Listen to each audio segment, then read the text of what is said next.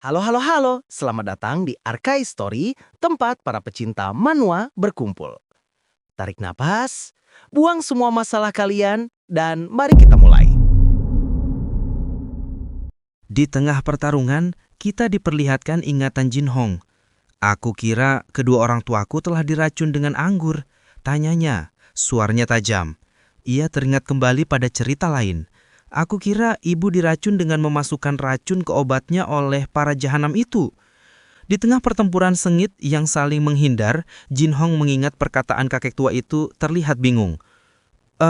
Itu benar. Itu adalah obatnya. Itu adalah obat minumnya, ujarnya sambil tertawa canggung. Itu sudah lama sekali sampai-sampai aku jadi bingung sendiri. Jin Hong tertegun, bingung dengan inkonsistensi yang baru didengarnya. Bingung, anggur dengan obat minum. Pertarungan dan informasi yang bertentangan ini mengoyak fokusnya. Jin Hong melantarkan serangan cepat yang Gang Ryong hindari dengan melompat ke belakang. Kilasan informasi muncul di benak Jin Hong. Pak tua itu ditelantarkan ketika bayi dan dibesarkan oleh para biksu. Biksu itu melotot padanya, nada suaranya mengancam. Kau menuduh aku sebagai orang yang pernah membunuh untuk dapat bertahan hidup." Saat Jin Hong sibuk dengan ingatannya, Gang Ryong melancarkan serangan dahsyat.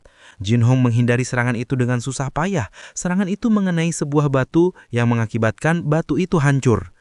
Jin Hong terdesak dan sangat kesal. Ia memandang ke arah Gang Ryong yang bersiap menyerang.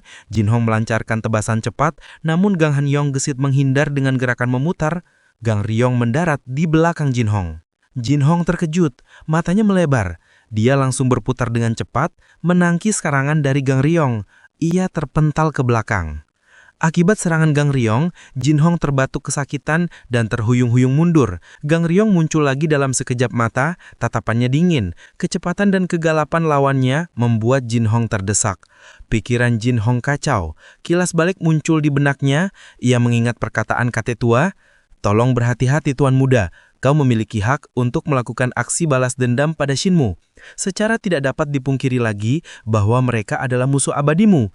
Tapi kita belum mengetahui apapun siapa yang berada di balik para Shinmu. Setidaknya bukan hanya dengan kemampuan kita sendiri. Serta kau jangan percaya buta informasi yang berasal dari Asosiasi Surga Bumi.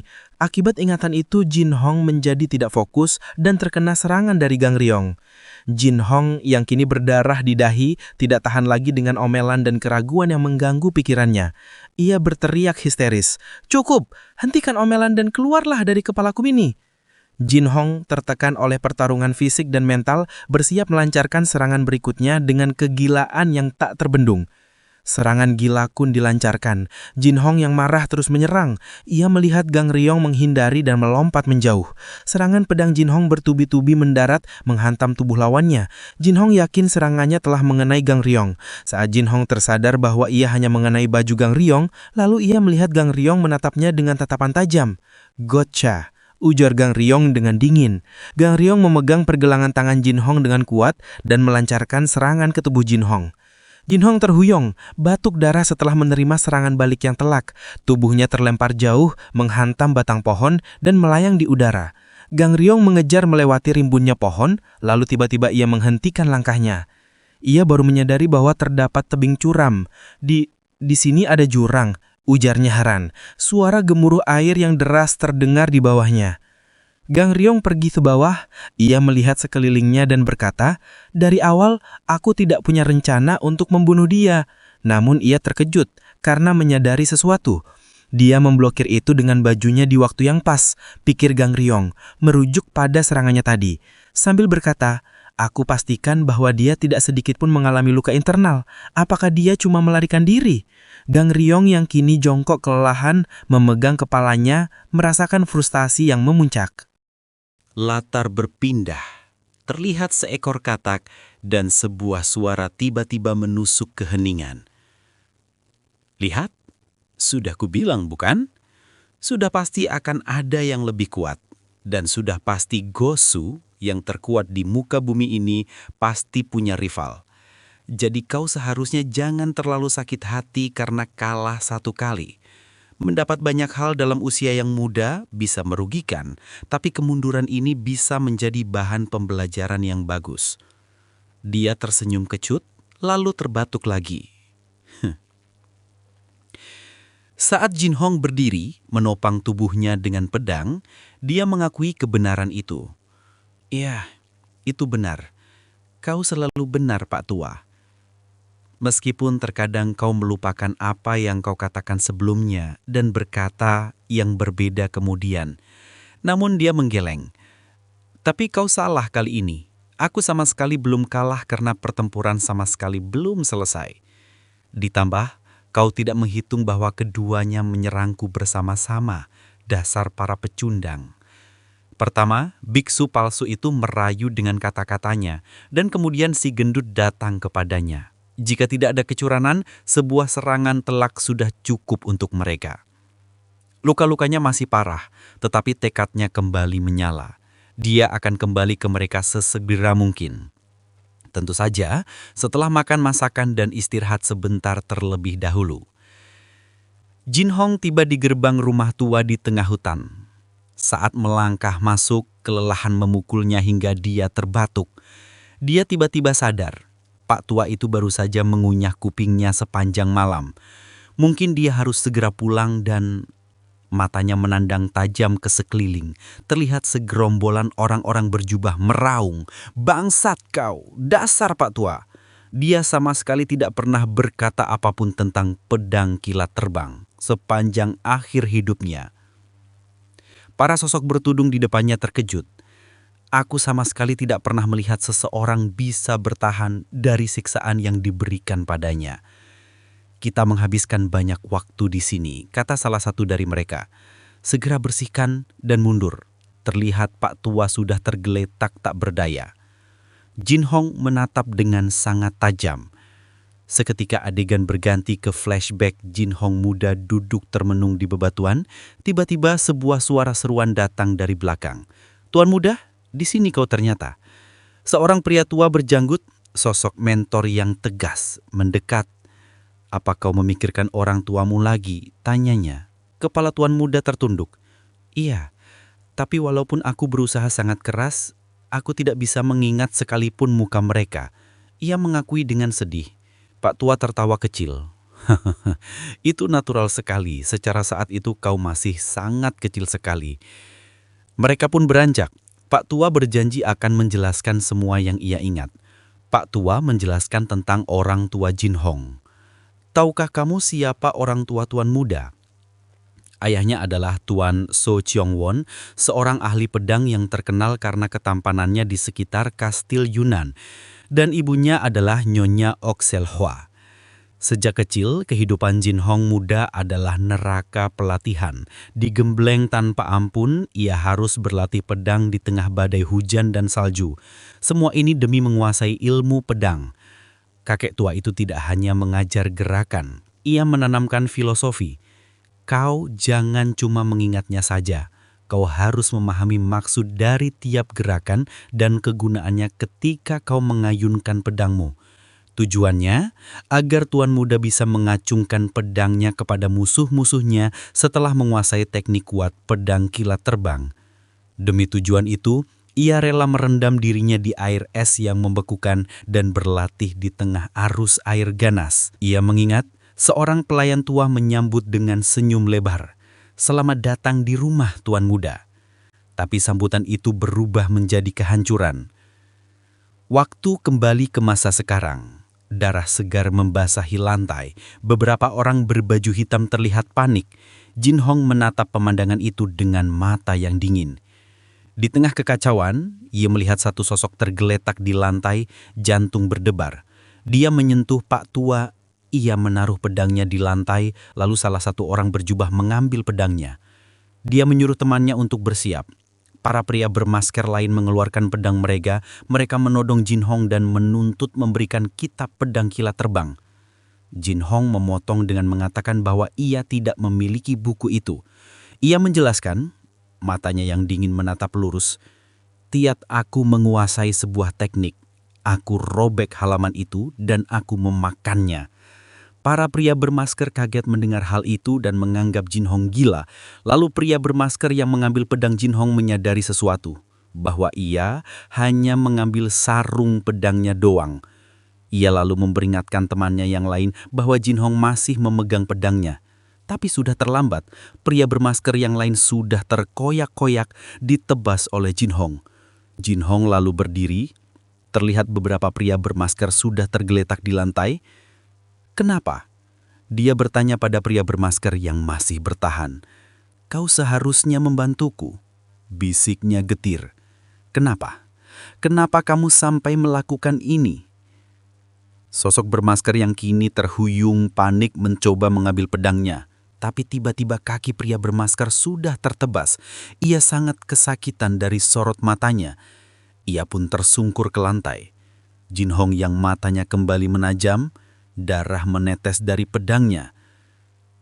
Shinmu adalah musuh bebuyutan dari Asosiasi Surga Bumi. Ia mengingat kata-kata yang dulu diserukan. Hancurkan mereka, dan asosiasi akan melakukan apapun. Itu yang kalian katakan padaku. Di tengah kekacauan, keraguan yang telah lama terpendam akhirnya muncul ke permukaan. Seberapa banyak dari itu yang benar? Ia memandang sosok bermasker di depannya. Ia menanyakan apakah benar biksu musuhnya dan semua yang ia bunuh. Ia menanyakan apakah benar Shinmu musuh dari surga bumi. Mendengar pertanyaan itu, pria bermasker tertawa. Pria topeng putih itu bergumam pahit, pasrah. Kau akan membunuhku dengan satu cara atau cara lain, iya kan? Jin Hong berdiri tegak di tengah kekacauan. Pedangnya teracung. Ia tidak tertarik dengan kematian yang mudah. Ceritakan saja kepadaku yang sebenarnya, dan kau akan aku biarkan. Ia menawarkan sebuah kesepakatan dingin, memegang kendali penuh. Namun, topeng putih itu justru murka. Wajahnya yang berlumuran darah terlihat mengerikan. Kau bocah jahanam, berusaha mempermainkan aku seperti orang bodoh, ha? Demi dewa! Ia menuduh, mengira ini hanya permainan sebelum ajal. Jin Hong tidak buang waktu.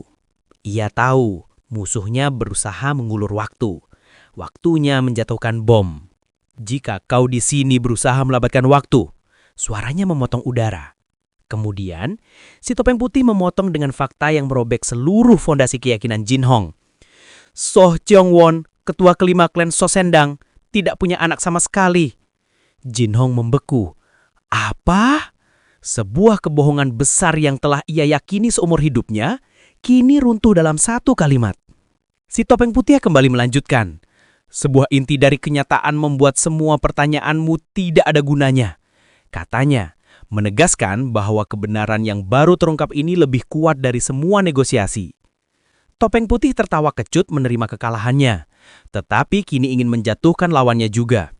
Ia menawarkan bukti, menyuruh pria jubah hijau untuk memeriksa sendiri markas lama Sosendang.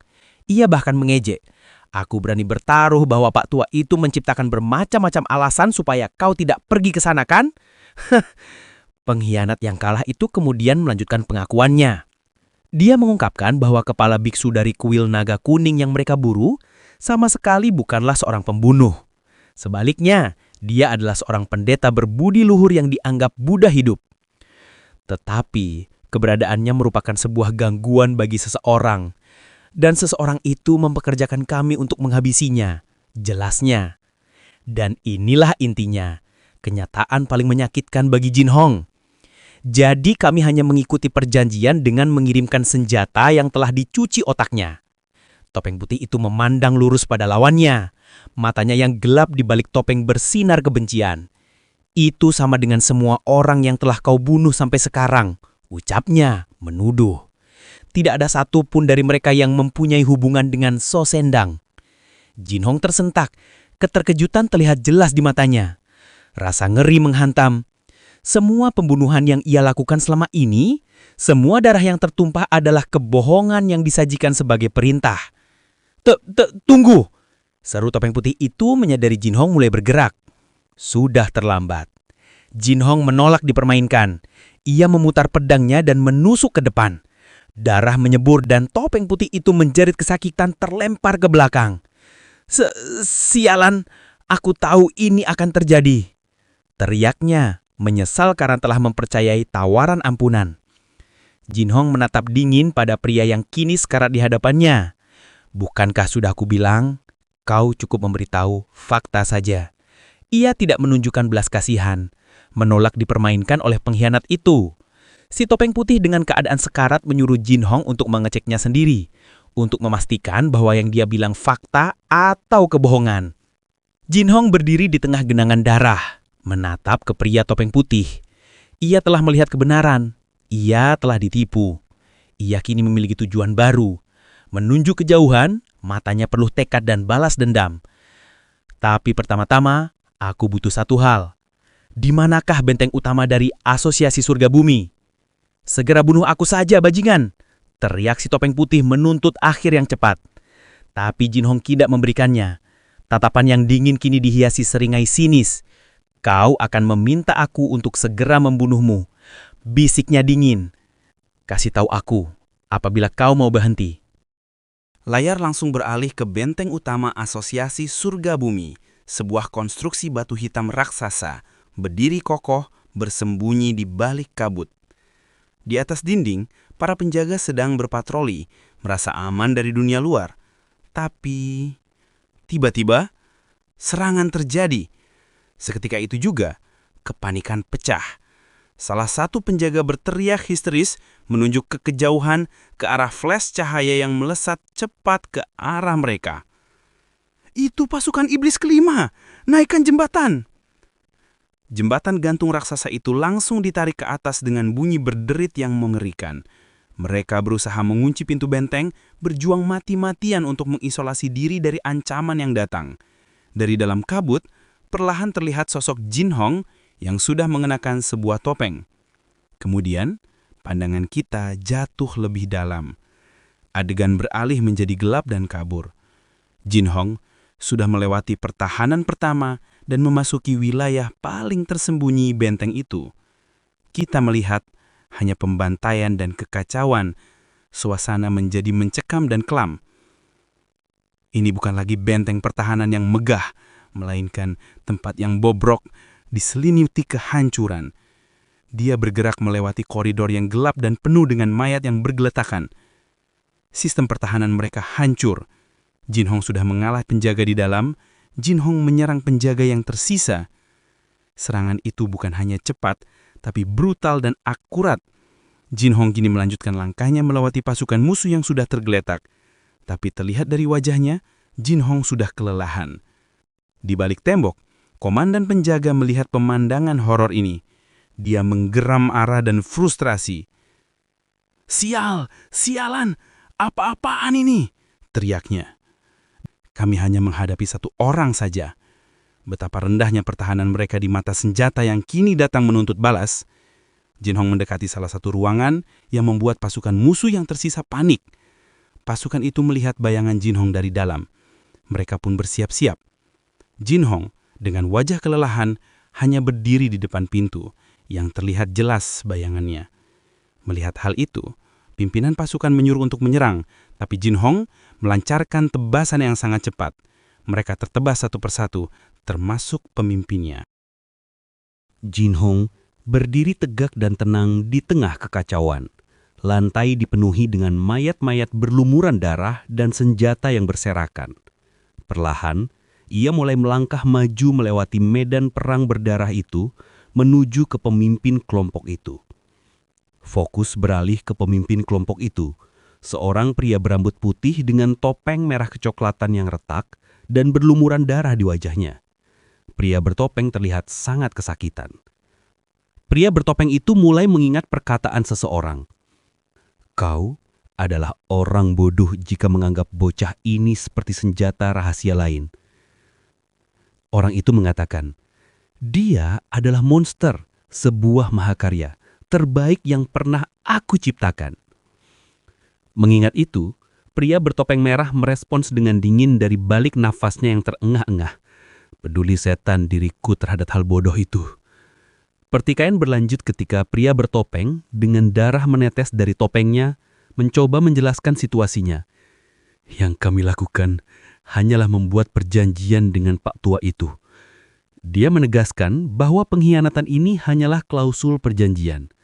Memutus segala hubungan setelah sebuah kesalahan adalah bagian dari perjanjian itu. Dengan nada menantang, dia menyuruh musuhnya untuk melampiaskan kemarahannya pada sosok yang disebut Pak Tua itu jika dia punya masalah.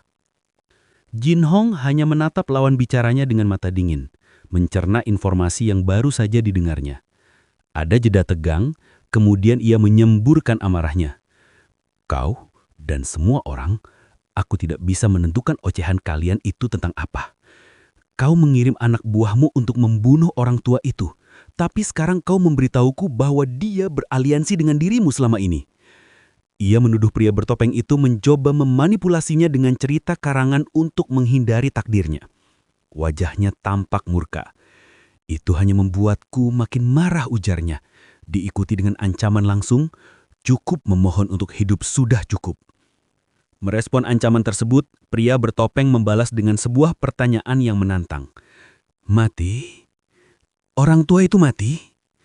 Pria bertopeng tersenyum pahit, darahnya masih menodai topengnya, dan tiba-tiba semuanya tampak jelas baginya. Aku mengerti.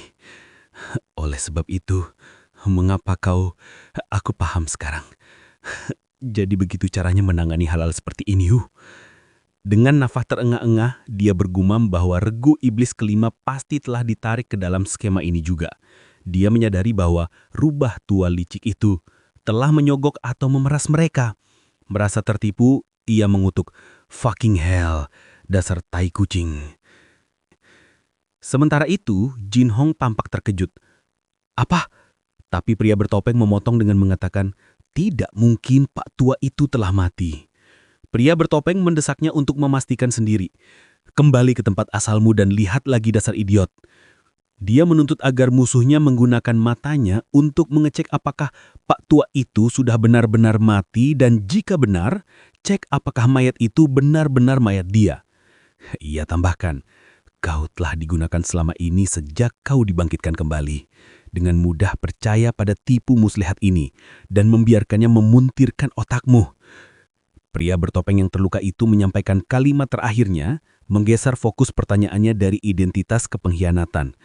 Yang seharusnya kau pertanyakan sekarang bukanlah identitasmu.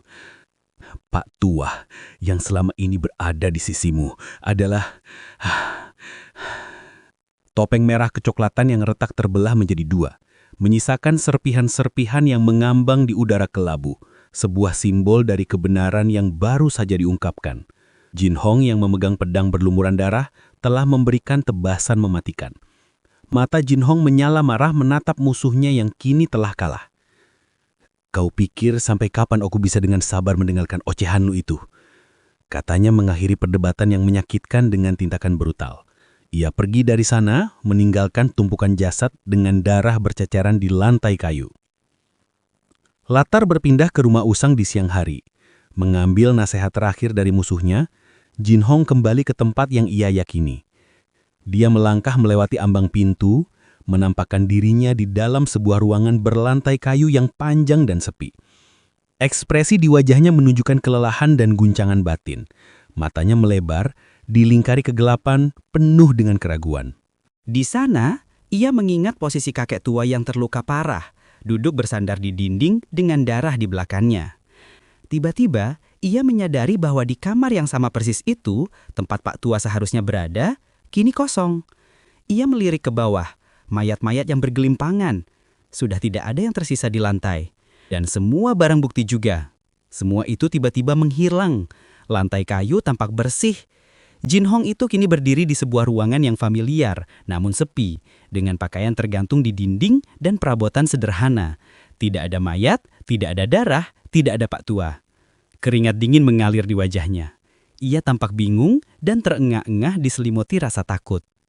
Perasaan terkejut dan bingung membanjiri dirinya. Apakah ini semua hanyalah sebuah mimpi? Ia terjatuh ke lantai, merasakan pegangan pedang yang kaku. Ia mencoba bertahan, menggunakan pedangnya sebagai tongkat. Ia menggunakan pedang itu sebagai penopang tubuhnya, tetapi pedangnya tidak lagi menopang.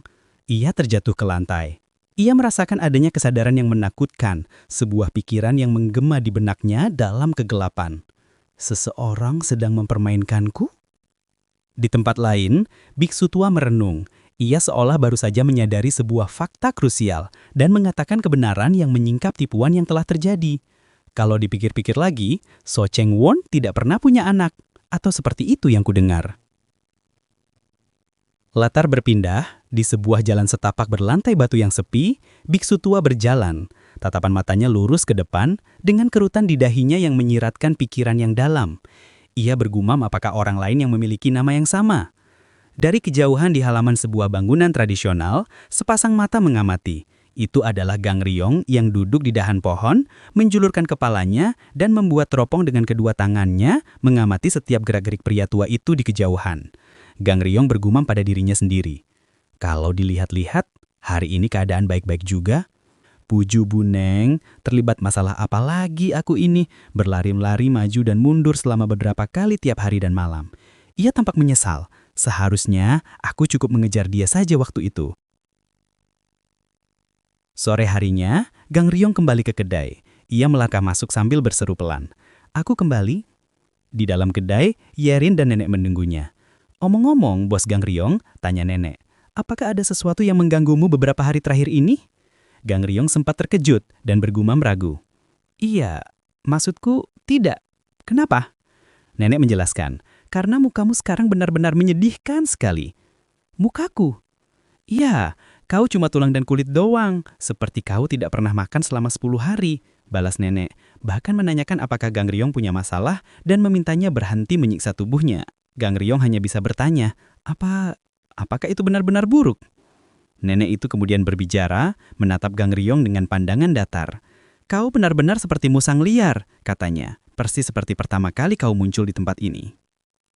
Tiba-tiba, suasana berubah. Hujan deras mulai mengguyur. Suara air yang tumpah dari langit berbunyi keras. Di tengah guyuran hujan, di dalam sebuah bangunan, Jin Hong bersila di lantai. Rambut panjangnya tergerai ke depan, menutupi wajahnya, menciptakan siluet yang gelap dan misterius. Ia mengingat dua orang petani. Mereka mengatakan, Tuan So Cheong Won dari So Seondang tidak punya anak laki-laki. Mungkin kau salah, anak muda? Dia dikenal sebagai suami yang setia dan sama sekali tidak menyimpan gundik, lanjut suara itu. Jadi, tidak mungkin dia punya anak di luar hubungan nikah. Sambil hujan turun, pintu ruangan itu terbuka dengan suara berderit. Dua sosok bertudung dengan topi jerami yang lebar dan jubah hitam, menutupi wajah mereka sepenuhnya, melangkah masuk ke dalam. Jin Hong yang duduk bersila itu menatap mereka. Kedua sosok gelap itu berdiri di ambang pintu.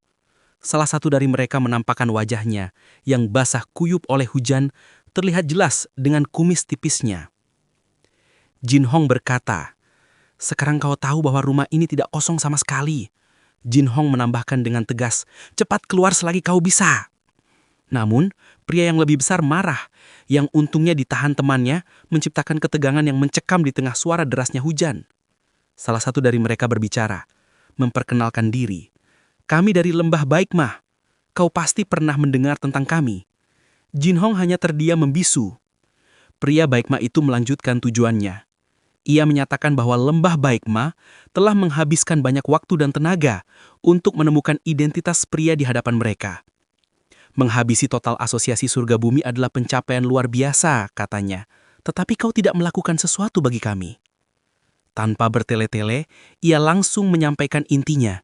"Datanglah ke Lembah Baikmah. Kami akan berikan apa yang kau minta." Mendengar tawaran tersebut, Jin Hong akhirnya mengeluarkan suara. Namun itu adalah sebuah cemoohan, tai kucing. Para utusan Baikmah menyadari bahwa waktu kedatangan mereka mungkin tidak tepat. "Sepertinya kami datang di saat waktu yang tidak pas untuk pembicaraan ini," kata salah satu dari mereka sambil sebuah bungkusan yang ia bawa diletakkan di lantai. Mereka mencoba meredakan situasi dengan ada yang lebih ramah. "Kami membawa beberapa makanan," kata mereka. "Mari kita membicarakan ini setelah kau mendapatkan kembali sedikit tenagamu." Kemudian mereka menyatakan akan kembali. Setelah ditinggalkan sendirian, Jin Hong merenung sambil mengingat jawaban warga yang ia temui. Seorang pelayan laki-laki? Di So Seondang? Seorang perkejut? Itu benar-benar berita baru buatku. Informasi lain menyebutkan bahwa Nyonya Soseondang mengurus rumah tangganya sendiri dengan gaya hidup sederhana dan jujur. Mereka memiliki beberapa pelayan perempuan, tetapi tidak ada yang bisa disebut sebagai pelayan laki-laki. Jelas, ada misteri di balik semua ini. Orang ini, yang mungkin adalah anak muda yang baru-baru ini berkeliling desa menanyakan tentang Sosongdang yang lama, pasti menyimpan cerita yang tidak bisa ia ceritakan. Jin Hong bergumam pada dirinya sendiri dengan kesal. Dan siapakah diriku ini? Lalu, beberapa waktu kemudian, terlihat sekelompok tikus yang sedang memperebutkan makanan. Mereka menyadari kedatangan seseorang dan kabur. Para utusan lembah Baikma kembali ke aula. Mereka melihat makanan yang mereka tinggalkan tergeletak tak tersentuh. Kulihat kau sama sekali tidak memegang makanan ini, kata salah satu utusan. Mereka menatap Jin Hong yang masih duduk di tempatnya. Kau masih hidup? Tanya mereka. Pria itu mendongak sedikit. Apakah kau yang membuang mayat-mayat itu? Utusan Baikma yang berkumis itu menjawab. Tidak. Namun, ia menambahkan. Tapi kupikir-pikir, aku tahu siapa di balik ini semua. Mereka kembali membahas penawaran mereka. Sebelum sampai ke situ, kata utusan itu, apakah kau mempertimbangkan penawaran kami? Lembah Baikma. Jin Hong akhirnya menjawab dengan sinis. Banyak jenis rumor-rumor aneh mengenai itu. Tapi pada akhirnya, kalian hanyalah segerombolan tentara bayaran yang bisa disewa. Keduanya saling tatap dalam keheningan yang tegang. Kenapa? Tantang Jin Hong. Wajahnya samar di balik tirai rambutnya. Kemudian, ia melontarkan pertanyaan yang menusuk. Kau pikir aku mau mengetahui identitas dari orang yang sudah mati? Utusan Baikma itu sontak membalas dengan seringai dingin. Siapa yang bilang dia telah mati? Ia menyudutkan Jin Hong. Apakah kau yakin bahwa mayat yang kau lihat itu adalah benar-benar punya dia? Mendengar kata-kata itu, mata Jin Hong melebar sedikit karena terkejut, seolah teringat akan sebuah memori yang jauh. Itu perkataan yang sama seperti kata-kata ketua asosiasi surga bumi katakan padaku. Suasana tegang kini bercampur dengan kilas balik ke masa lalu. Utusan itu tertawa kecil. Kupikir dia bukanlah orang yang benar-benar bodoh. Tentang Pak Tua itu, apakah sikapnya berubah akhir-akhir ini? Contohnya, seperti meminta dirimu untuk memutus hubungan dengan asosiasi surga bumi. Jin Hong teringat akan peringatan dari Pak Tua itu sendiri. Ngomong-ngomong, tolong berhenti bertemu dengan mereka. Dengan samaran membantumu, mereka kerap melewati batas. Sepertinya aku benar, kata utusan itu dengan nada puas. Ia menjelaskan bahwa jaringan informan mereka sedang menginvestigasi bagaimana asosiasi surga bumi bisa mengetahui keberadaan pria itu. Itu karena dia jadi sadar akan keberadaan dia. Pria yang sedang mereka hadapi ini adalah orang yang sangat berhati-hati. Mereka bahkan pernah bertemu dengannya di masa lalu tanpa menyadari bahwa itu adalah orang yang sama. Namun, begitu pria itu menyadari diawasi, dia langsung memasang pagar dan menghapus keberadaannya. Kami juga sedang menginvestigasi Shinmu di waktu yang sama, tambah utusan itu. Jin Hong tertarik. Apa? Tentang Shinmu? Cuma itu saja yang bisa aku jelaskan pada orang luar. Jika kau mau tahu lebih lanjut, datanglah ke lembah Baikma. Ini adalah penawaran terakhir. Biar aku kasih tahu sekarang, bahwa ini adalah yang terakhir kalinya kami menawarkan penawaran kami. Kami tidak akan kembali lagi. Jin Hong membalas, jika ini hanyalah sebuah cerita yang kau buat untuk merekrutku, utusan Baikma menjawab, lakukan yang kau mau. Kami berbicara kata-kata itu, jadi kami bertanggung jawab untuk itu. Saat kedua utusan itu berbalik hendak pergi, si utusan berkumis itu tiba-tiba berhenti. Aku hampir lupa. Ujarnya.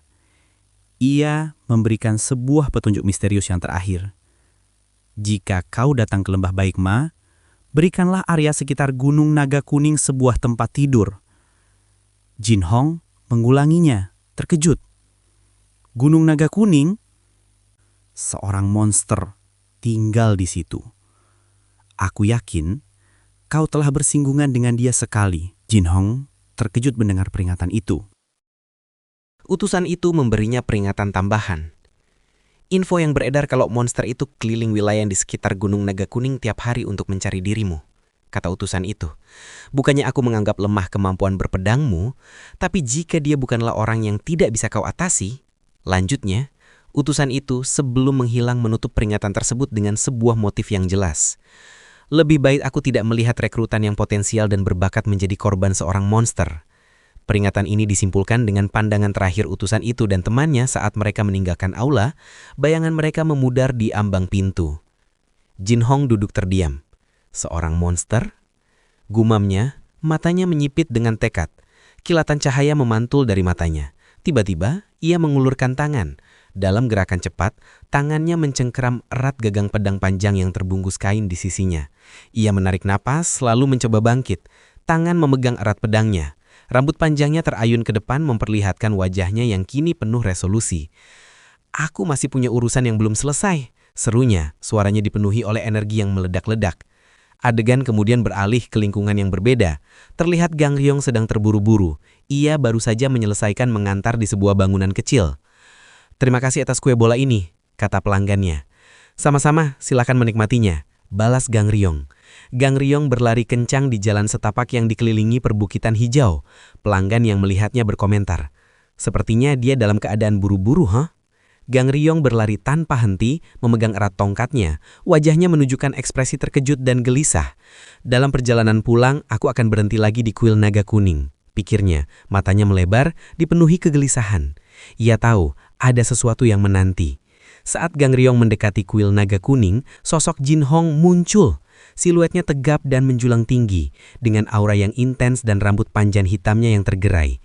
Matanya, yang sebelumnya tersembunyi, kini menatap lurus.